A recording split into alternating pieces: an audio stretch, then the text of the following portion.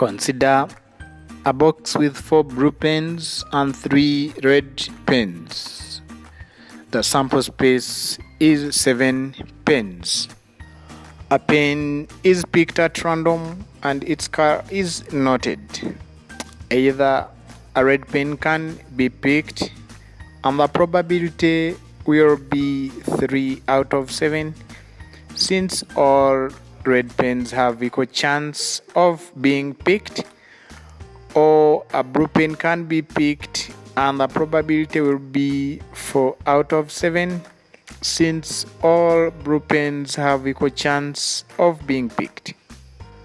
This pen is not pressed back in the box, implying that in the second picking the sample space will reduce by 1.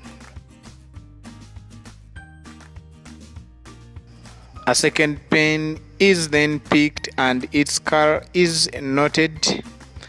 Note that if a red pen was picked first, then the probability of picking a red pen second is 2 out of 6, and picking a blue pen is 4 out of 6.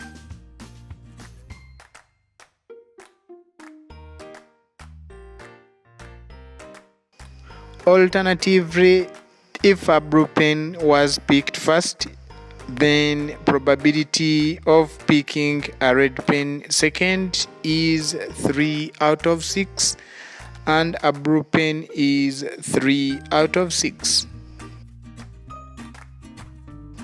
Therefore, the outcome of picking a red pen second is either picking red first and red second, or blue first and red second.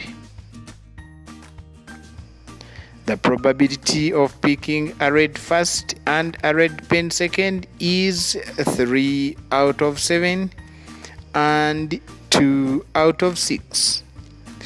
We multiply the probabilities because of the word "and", since it is red and red.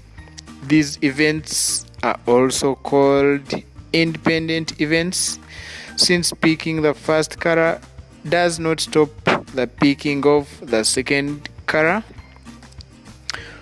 Then the probability of picking a blue pen first and a red pen second will be 4 out of 7 times 3 out of 6. This implies that the probability of picking a red pen second would be 3 out of 7 times 2 out of 6 plus 4 out of 7 times 3 out of 6. On summing up, it yields 3 out of 7. Thus, the probability of picking a red pen second would be the probability of picking a red first and a red second plus the probability of picking a blue first and a red second.